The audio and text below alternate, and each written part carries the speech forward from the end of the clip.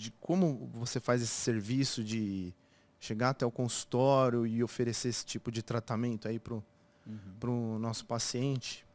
Legal. Eu acho que é interessante a gente até dividir isso ao longo da história, né? Sim, queria. Porque a gente pode analisar isso e falar, olha, hoje nós fazemos assim, né? E depois mostrar como isso chegou até aqui e por que isso é tão importante, né? Então, o que hoje nós fazemos, né? Hoje nós temos a oportunidade de ter uma interação entre médicos e dentistas, né? Algo que até uns 20 anos atrás era mais difícil. Sim. Existia, mas com muita limitação, né? De trazer o que a medicina tem de melhor para o paciente odontológico também. Por que isso? Porque, infelizmente, na formação do cirurgião dentista no Brasil, a formação médica é separada. Né? Não é assim, né, em todos os lugares do mundo. Sim. Mas aqui a gente tem esse aspecto de formação histórico e cultural, né, em que tem lá os descendentes dos tiradentes, né, do cirurgião dentista, o barbeiro, o prático cirurgião que fazia pequenos procedimentos e também fazia isso de tirar os dentes, né? Isso remonta aí do Império, uma história bem legal, inclusive.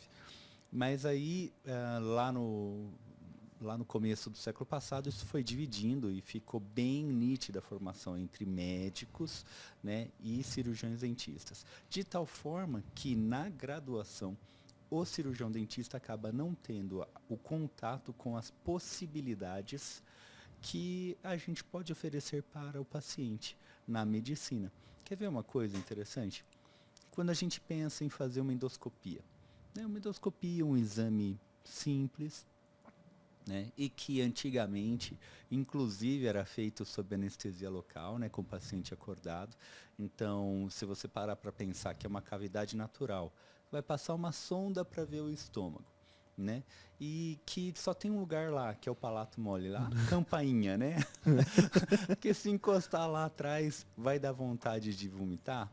Então, se você borrifar um anestésico local lá, uma lidocaína, consegue passar essa mangueirinha para ver esse estômago lá com a câmera e consegue ver tranquilamente. Agora, se você for fazer qualquer endoscopia hoje, você sempre vai fazer dormindo. Por quê? Porque é muito mais confortável. Porque, por mais que não dê enjoo, é desagradável o procedimento. Então, se é desconfortável, eu devo trazer conforto para o meu paciente. Até está dentro das propostas de juramento hipocrático, né? Da gente sempre pensar na beneficência e nunca na maleficência do paciente. Sim. E tudo isso.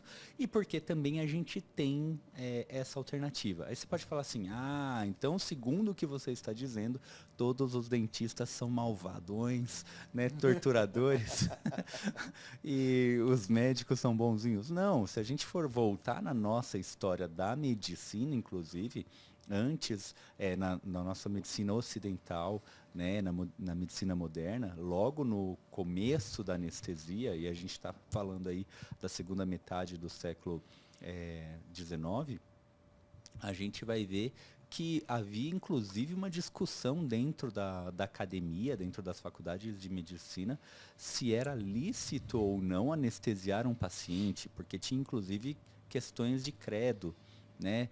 Puxa, se o homem pecou e a dor é consequência do pecado, eu aliviar a dor do paciente, será que é lícito? Você tá brincando? Não. Eu não sabia disso. É.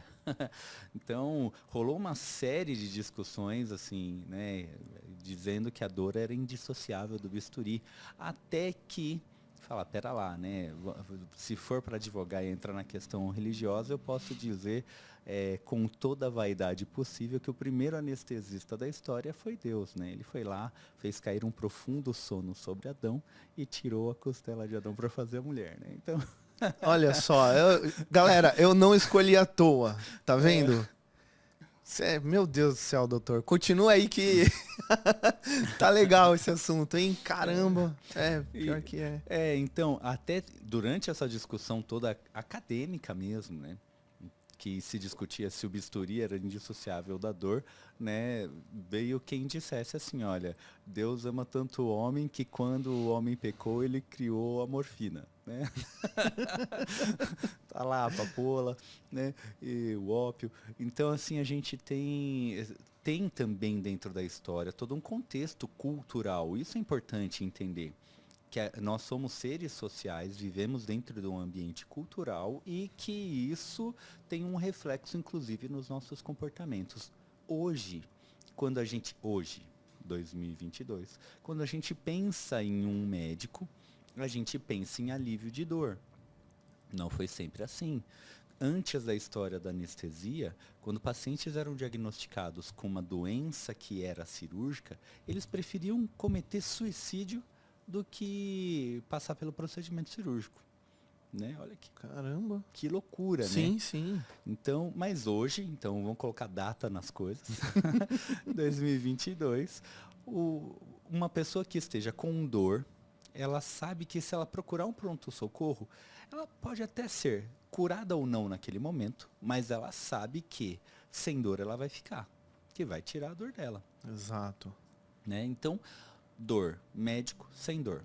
Por outro lado, agora a gente vai para o inconsciente coletivo e de novo colocando data nas coisas, né? Sim, sim, isso é importante. Explicando esse contexto cultural todo, né, e histórico, né, e que a gente vê mudando. Por favor, não joguem pedras, né? Os dentistas não joguem pedras. Mas assim, a gente tem um paciente saudável, né, que sabe que vai ao dentista, sabe que vai passar por dor, mas está tudo bem. Talvez ele até saia com dor, mas também tudo bem. Então, a expectativa de um tratamento odontológico ou de um tratamento médico no inconsciente coletivo é completamente diferente. Mas não há necessidade de sofrimento mais. Essa tecnologia já foi alcançada, esse conhecimento já foi alcançado e agora ele começa a ser compartilhado, inclusive, no meio odontológico, né? Então, os pacientes agora, porque o objeto maior do nosso trabalho, né, seja do médico, seja do cirurgião dentista, é o paciente. É que ele tenha um bom desfecho, é que ele chegue num bom resultado, né?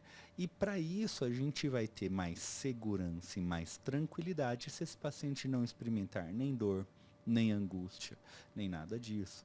Então, quando eu começo a cooperar, e aí a gente entra, qual que é o papel do médico anestesista na evolução aqui da odontologia? Quando eu começo a cooperar com um cirurgião dentista, então medicina e odontologia andando juntos, quem mais ganha é o paciente.